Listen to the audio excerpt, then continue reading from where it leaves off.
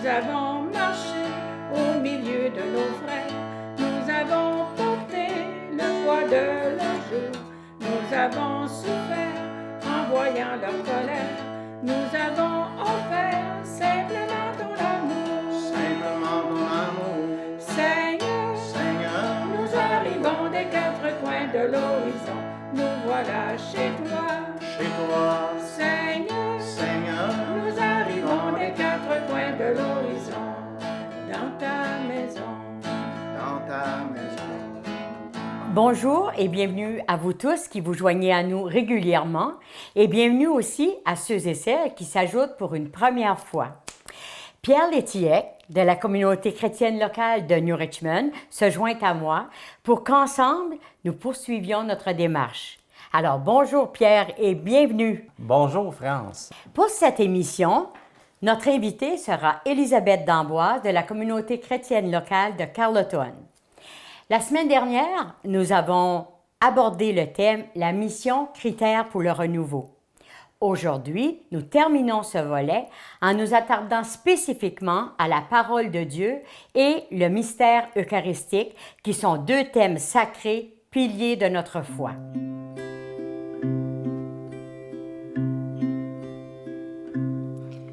Ce pain qui nous rassemble, ce pain que l'on partage, ce pain qui nous fait vivre le corps du Christ. Que vivons-nous, Seigneur, autour de cette table, quand le Christ nous appelle à sortir du chacun pour soi. Ce pain qui nous rassemble, ce pain que l'on partage, ce pain qui nous fait vivre le corps du Christ.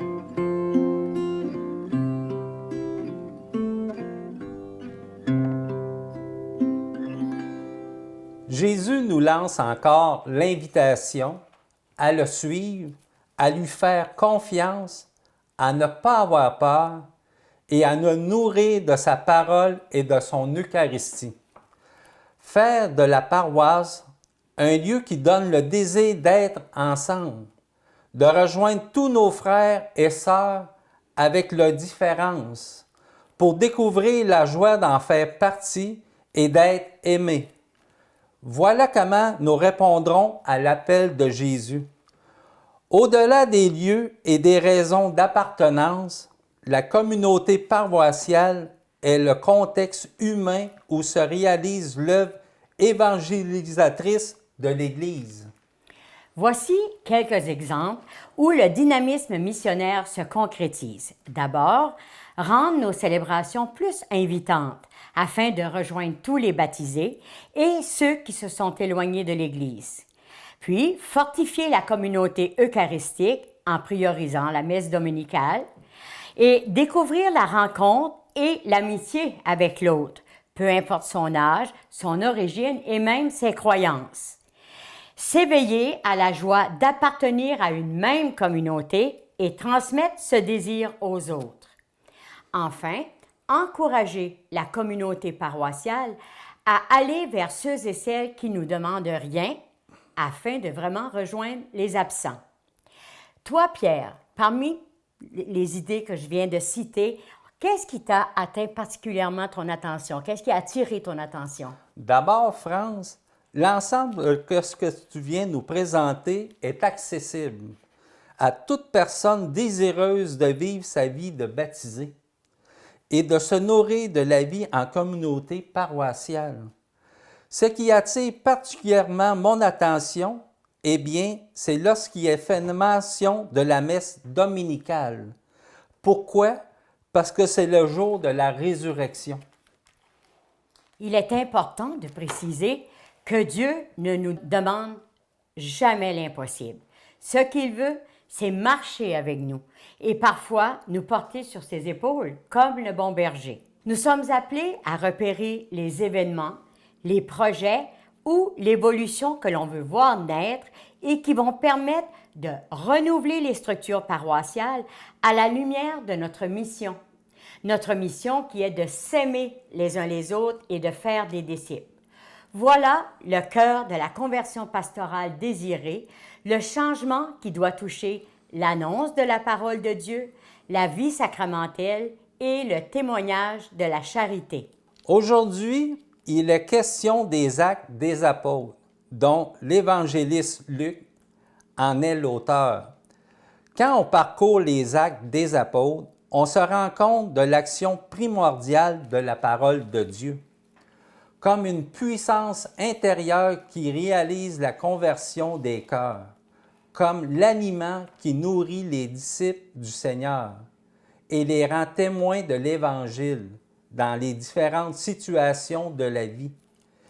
Il importe que la paroisse éduque et stimule à la lecture, à la méditation de la parole de Dieu, par des moyens diversifiés de communication facilement compréhensibles et nourrissants.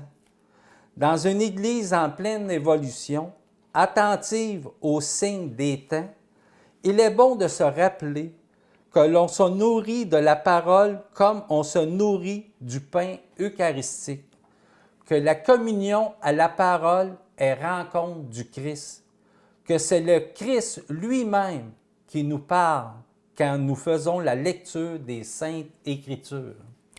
En lien avec la vie de nos communautés, certaines activités nous apparaissent essentielles et retiennent notre attention. D'abord, l'importance accordée au livre de la parole. Ensuite, la catéchèse, parce qu'elle rejoint la relève de demain. La formation biblique. Les maisonnées qu'on entend de plus en plus parler, ce sont de petites communautés de foi, de célébration et de vie en dehors du dimanche, et ce, dans nos maisons. Ensuite, la préparation des ADAS. Eh bien, les ADAS, ce sont les assemblées dominicales en attente de célébration eucharistique. On peut aussi dire les célébrations de la parole. Puis, la formation des lecteurs et des lectrices. Pourquoi? Bien, parce que c'est important de bien saisir le message que l'on veut transmettre à nos frères et sœurs de la communauté. Abordons maintenant ce qui concerne la célébration du mystère eucharistique. Elle est source et sommet de toute la vie chrétienne et donc moment essentiel pour la constitution de la communauté paroissiale. L'Église prend conscience de la signification de son propre nom, convocation du peuple de Dieu qui le loue, le supplie, intercède et rend grâce. Quand elle célèbre l'Eucharistie, la communauté chrétienne accueille la présence vivante du Seigneur crucifié et ressuscité, et dans ce cheminement continu, reçoit l'annonce de tout son mystère du salut. Afin de réunir la parole de l'Eucharistie, Élisabeth d'Amboise va lire quelques versets de l'Évangile de la dernière scène et elle commentera la parole. Aujourd'hui, le Seigneur Jésus nous rassemble au Cénacle avec ses disciples. Écoutons la parole qu'il nous adresse. En Saint Luc, au chapitre 22, nous lisons « Lorsque l'heure fut venue, Jésus se mit à table et les apôtres avec lui. Il leur dit « J'ai ardemment désiré manger cette Pâque avec vous. » Prenant du pain, il rendit grâce, le rompit et le leur donna en disant « Ceci est mon corps donné pour vous. Faites cela en mémoire de moi. » Il fit de même pour la coupe après le repas, disant « Cette coupe est la nouvelle alliance en mon sang, versée pour vous. » Acclamons la parole de Dieu. Selon la traduction utilisée, nous lisons « J'ai désiré d'un grand désir manger cette Pâque avec vous. » Et encore « J'ai désiré ardemment. » Et dans la Bible des peuples, je désirais beaucoup manger cette Pâque avec vous. Ce grand désir de Jésus, il est actuel. Il est pour le monde, il est pour vous, pour chacune de vous, pour chacun de vous. Il est pour moi, pour nos familles, pour le monde. Sur la croix, Jésus a dit « J'ai soif », soif de se donner. Voici, je me tiens à la porte et je frappe. Si quelqu'un entend ma voix et ouvre la porte, j'entrerai chez lui, je prendrai la scène avec lui et lui avec moi. Dans la vie de Jésus, les repas sont importants. Nous voyons que suite à l'appel de Matthieu, il prend part à un repas qui scandalise les pharisiens. Il mange avec les pécheurs. Jésus réagit. « Je ne suis pas venu pour les justes, mais pour les pécheurs, pour chacun de nous. » À Jéricho, Jésus s'invite chez Zachée. « Descends vite, il me faut aujourd'hui demeurer dans ta maison. » À la table avec Jésus, une transformation s'opère au cœur de Zachée. À chaque fois que Jésus est accueilli dans l'Eucharistie, une transformation s'opère en celui ou celle qui le reçoit dans la foi. Il y a un passage, une Pâque. De même que le Père qui est vivant m'a envoyé et que moi je vis par le Père, de même aussi celui qui me mangera vivra par moi. Par lui, avec lui et en lui, poursuivons la mission de Jésus. Seigneur Jésus, donne-nous d'aimer ton Église et d'en être fiers.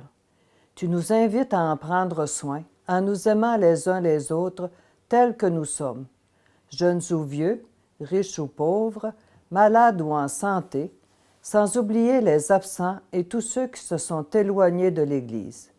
Tu nous appelles à faire confiance à l'Esprit Saint qui guide chacun de nos pas. Marie, notre Mère, tiens-nous la main et marche avec nous dans ce projet de faire de notre paroisse une paroisse dynamique et en croissance. Rends-nous sensibles à la présence de Jésus en nous et autour de nous. Soutiens-nous afin que nous puissions oser agir et persévérer à servir et à aimer Dieu en union avec tous nos frères et sœurs, sans exception. Amen. La communauté chrétienne fait sienne la parole de Jésus qui pousse à prendre le large, confiante que l'invitation du Maître à jeter les filets fonde en soi la certitude d'une pêche abondante. La culture de la rencontre qui met la personne au centre de tout favorise le dialogue, la solidarité et l'ouverture de chacune et de chacun. Il est donc nécessaire que la paroisse soit le lieu que donne le désir d'être ensemble et qui fait grandir les relations personnelles durables. Tous peuvent ainsi découvrir ce que signifie en faire partie et d'être aimé. S'accueillir en Église, c'est accueillir Jésus, c'est aussi ouvrir son cœur à l'autre, c'est faire communion. Eh bien, chère Élisabeth, ainsi que tes amis qui ont collaboré avec toi, Pierre et moi, nous voulons vous remercier chaleureusement pour ce moment de partage rempli de fraternité, de don de soi et de fidélité à notre Dieu d'amour. Merci encore une fois à Télévague, la télé communautaire de Saint-Godefroy, qui nous a permis encore une fois de marcher ensemble. Et Pierre, je te remercie d'avoir fait équipe avec moi. Voilà un beau pas qui nous permet de faire... Communauté. Oui, de faire communauté, tu as raison.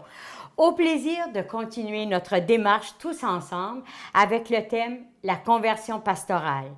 Et à la lumière de la parole du Seigneur, poursuivons notre mission. Seigneur, Seigneur, nous arrivons des quatre coins de l'horizon. Nous voilà chez toi.